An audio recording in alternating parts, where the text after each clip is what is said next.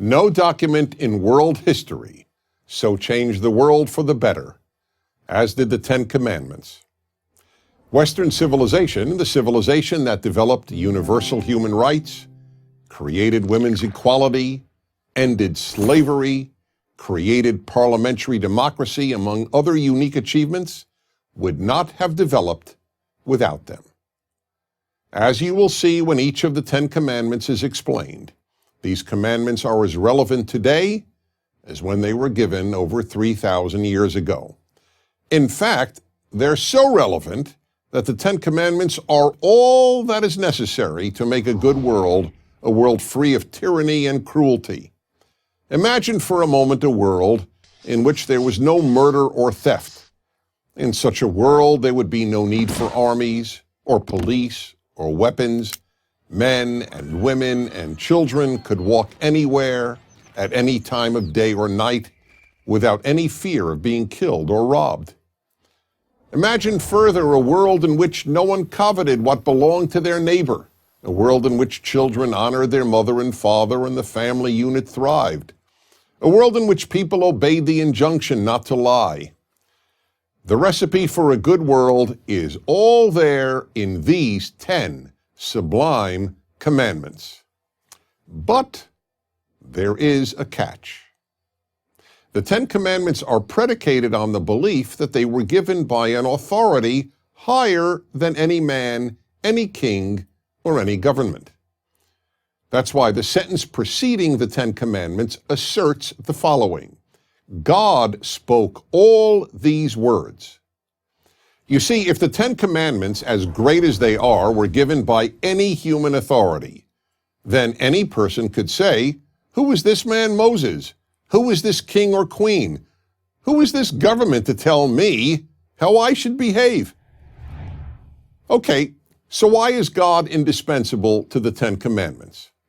Because, to put it as directly as possible, if it isn't God who declares murder wrong, murder isn't wrong.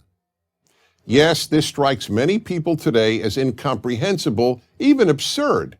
Many of you are thinking, is this guy saying you can't be a good person if you don't believe in God? Let me respond as clearly as possible. I am not saying that. Of course there are good people who don't believe in God, just as there are bad people who do. And many of you are also thinking, I believe murder is wrong. I don't need God to tell me. Now that response is only half true. I have no doubt that if you're an atheist, and you say that you believe murder is wrong, you believe murder is wrong. But forgive me, you do need God to tell you. We all need God to tell us. You see, even if you figured out murder is wrong on your own, without God and the Ten Commandments, how do you know it's wrong? Not believe it's wrong, I mean know it's wrong. The fact is, you can't. Because without God, right and wrong are just personal beliefs, personal opinions. I think shoplifting is okay, you don't. Unless there is a God, all morality is just opinion and belief. And virtually every atheist philosopher has acknowledged this.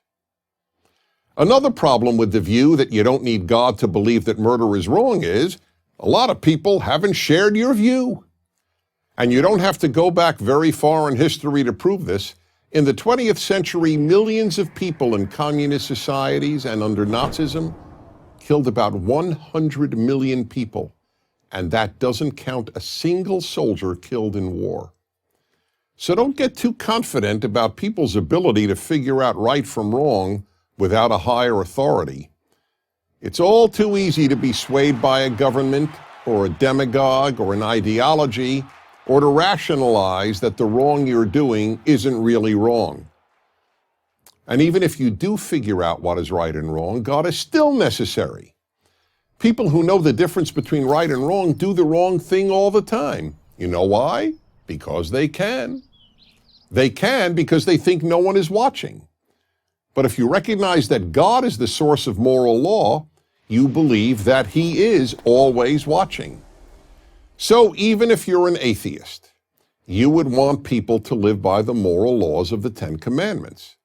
And even an atheist has to admit that the more people who believe God gave them, and therefore they are not just opinion, the better the world would be. In 3,000 years, no one has ever come up with a better system than the God-based 10 Commandments for making a better world, and no one ever will. I'm Dennis Prager.